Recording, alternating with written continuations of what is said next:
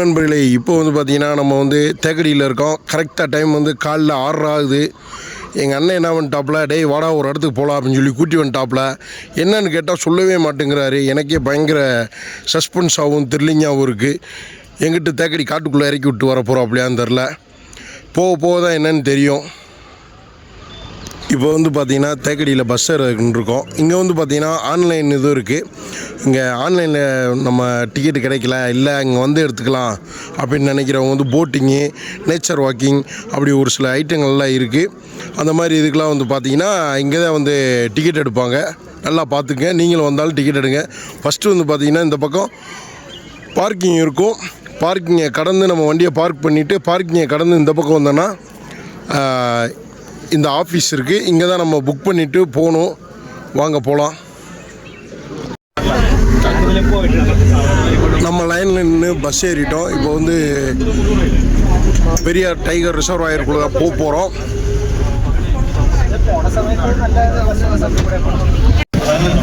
ಬಂದು ಮುಡ್ಜಾದು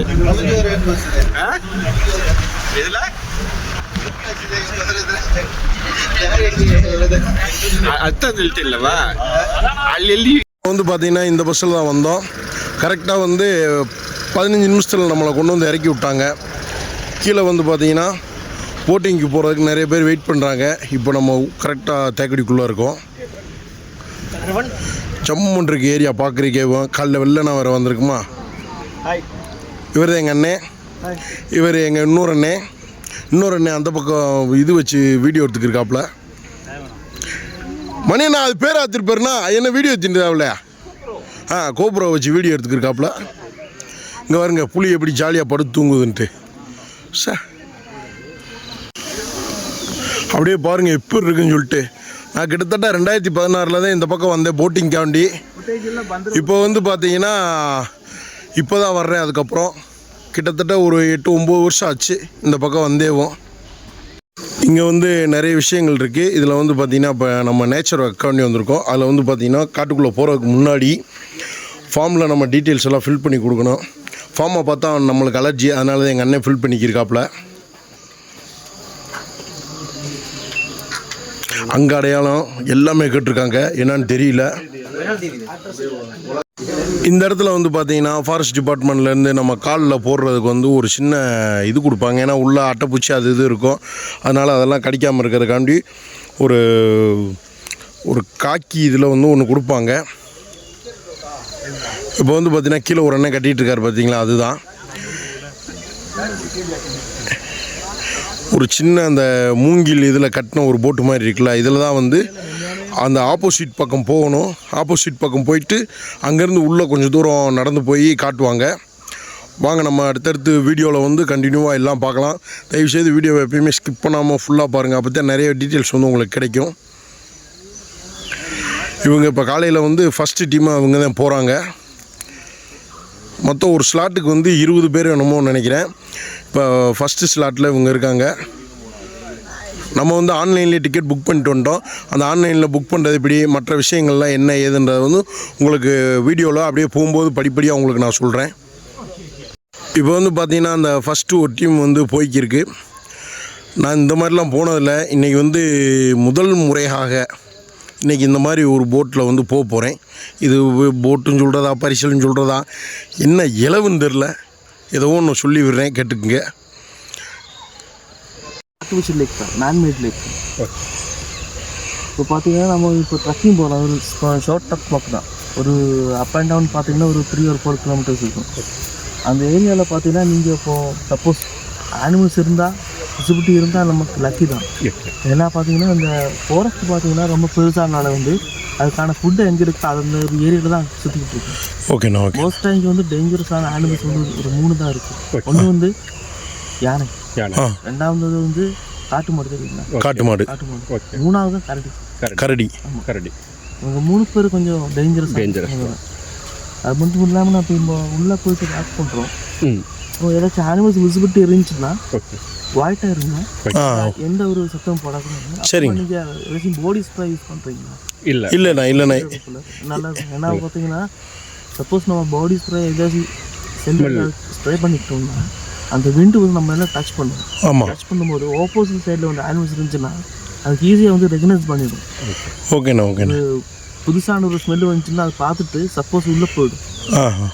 விசிபிலிட்டி இருக்குது. அதனால் குவாய்ட்டாக வாங்க.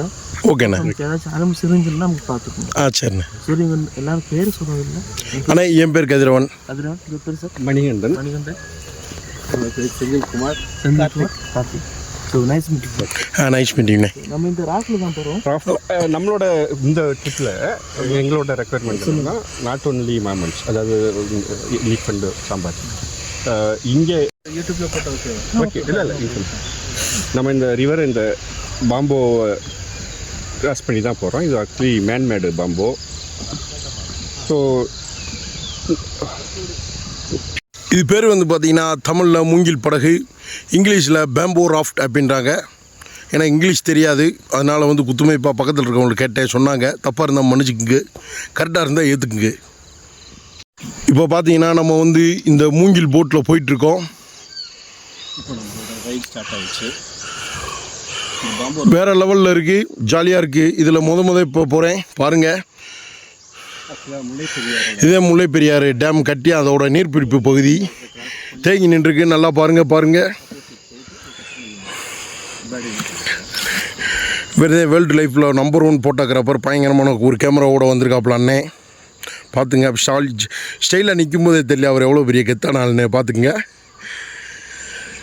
அப்படி இன்றைக்கி வந்து நம்ம வந்திருக்க வந்து பார்த்திங்கன்னா பெரிய ஆளுங்க கூட தான் வந்திருக்கோம். அங்கிட்டு இருக்கவர் வந்து தரோபா அது இதுன்னு சொல்லிட்டு போய் வந்தவர் அண்ணன். பெரிய யூடியூபரு, நான் சின்ன யூடியூபரு.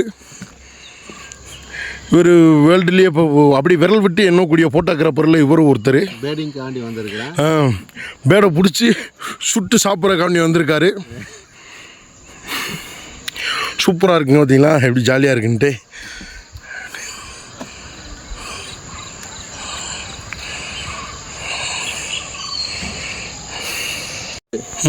இந்த டங்கை வந்து சூப்பராக மென்று சாப்பிடும்.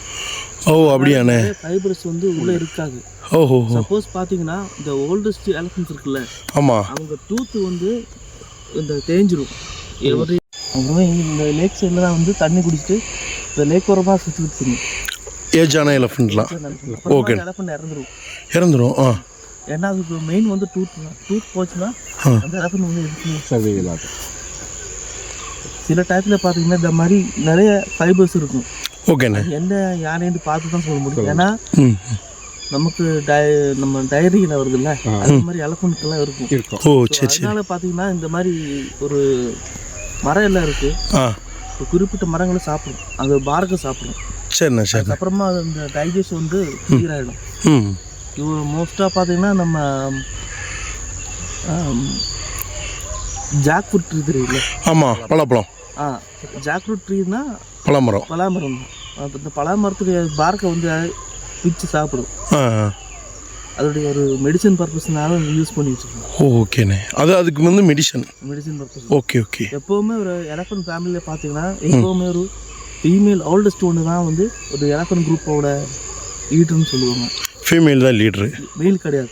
ஓகேண்ணே. ப்ரீடிங் மட்டும்தான். ஓகேண்ணே. அப்போ எலிஃபென்ட்லேயே வந்து பார்த்தீங்கன்னா ஃபீமேல் தான் ஹெட்டு. ஃபீமேல் ஓல்டஸ்ட் ஒன்று. ஓல்டு. ஏன் பார்த்தீங்கன்னா உங்களுக்கு அந்த சத்தம் கேட்குதா?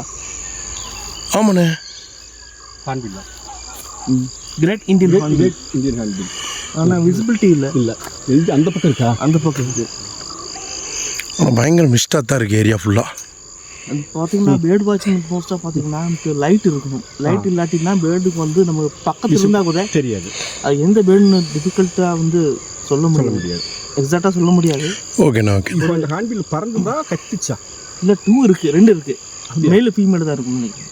எப்போ வந்தால் பார்க்கலாம். அந்த பக்கம் ட்ரெயில் வாக்கில் இல்லை, அந்த பக்கம் வாக்கணும் கிடையாது. இந்த பக்கம் தான். ஓகே.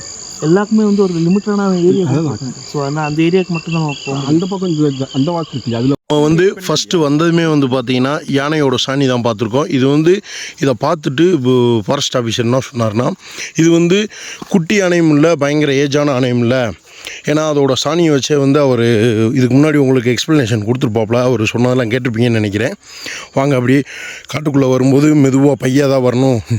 எதுவும் பேசாதீங்க அப்படின்றாரு. ஏன்னா நிறைய அனிமல்ஸ் இருக்கும், அதனால் வந்து நம்ம சவுண்டு கேட்டால் ஒரு சிலது நம்மளை அட்டாக் பண்ணி வரும், இல்லை ஓடி போகும் அப்படின்றதுனால. அதேமாதிரி பெர்ஃப்யூமும் யூஸ் பண்ணக்கூடாது அப்படின்னாங்க. நீங்கள் இந்த மாதிரி நேச்சர் வாக் வரீங்க அப்படின்னா பெர்ஃப்யூம் யாரும் போட வேணாம். ஏன்னா அந்த ஸ்மெல்லை பார்த்துட்டு மிருகங்கள் வந்து அப்படியே தூரமாக போயிடுமா, ஏதோ புதுசாக ஒரு ஸ்மெல் வருது அப்படின்னு சொல்லிட்டு. அதனால் நம்ம வந்து மிருகங்களை பார்க்க முடியாத ஒரு சூழ்நிலை ஏற்படும். அதனால் அந்த மாதிரி விஷயங்கள்லாம் தவிர்த்துருங்க. கண்டினியூவாக வீடியோவை பார்த்துக்கே இருங்க.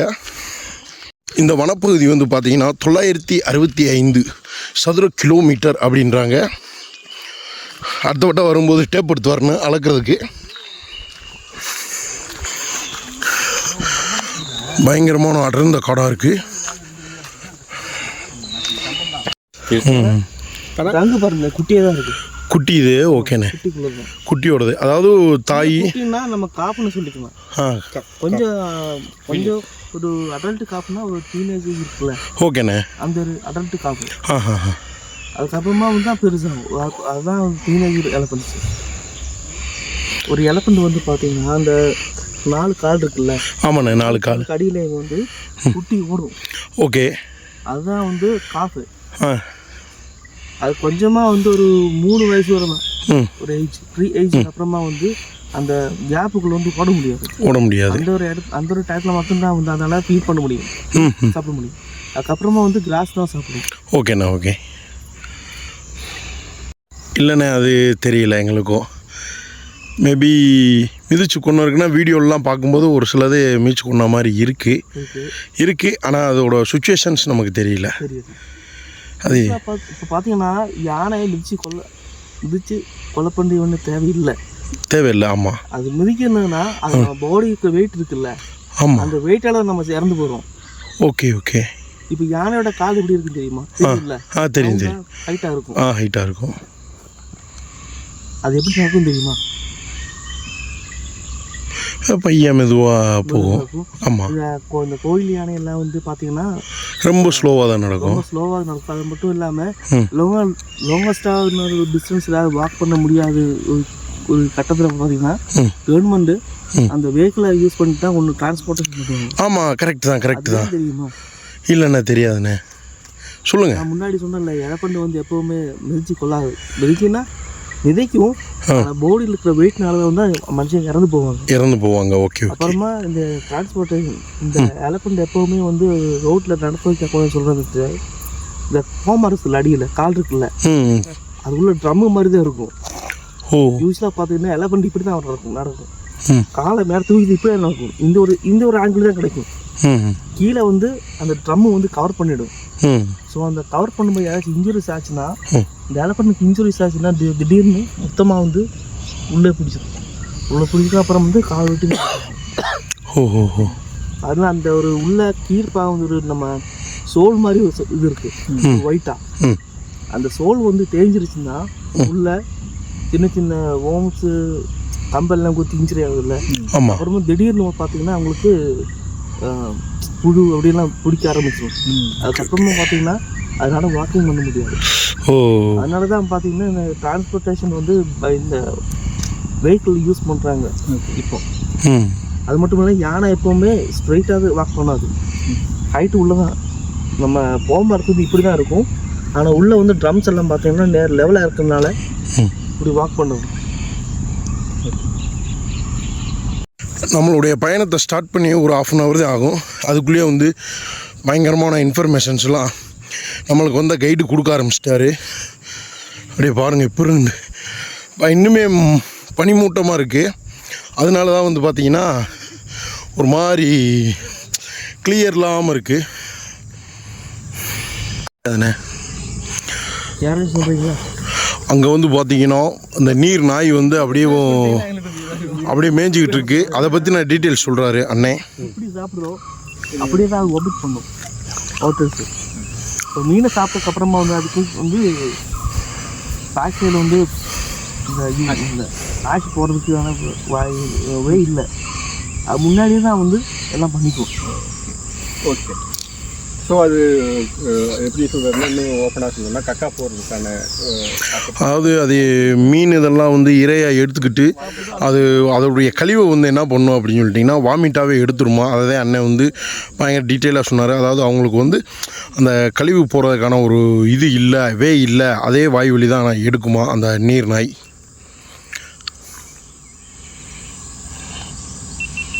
மேலே வந்து ஒரு குரங்கு இருக்குது. அந்த குரங்கு பேர் லாங் டைல் மொக்காக் அப்படின்னு சொல்கிறாரு. அது பேர் இப்போ தான் புதுசாகவே கேள்விப்படுறேன். பாருங்கள் அண்ணன் என்னமோ சொல்கிறாரு. அங்கே இந்த அது வந்து மங்கீஸ் முதல்ல ஸ்போர்ட் பண்ணாங்க. அதனால தான் வந்து நீலகிரி லெங்குன்னு போட்டுருக்காங்க. ஆனால் இது பேர் என்ன பேர்? நீலகிரி ரெங்கு. நம்ம காமனாக சொல்லணும்னா லாங் டைல் மக்காக்கு. லாங் டைல் மக்காக்கு. ஆனால் இது வந்து நம்ம ஷார்ட்டாக அப்படி ஒரு இதாக சொல்லணும்னா நீலகிரி லெங்கூர். நீலகிரி லங்கூர். எல்டிஎம்ல வாலில் பார்த்தீங்கன்னா நம்ம சிங்கத்தோட வாலில் எண்டில் ஒரு சவரி முடி இருக்குல்ல, நம்ம குஞ்சோன்னு சொல்லுவோம் நம்ம கிளவியெல்லாம் காலத்தில்.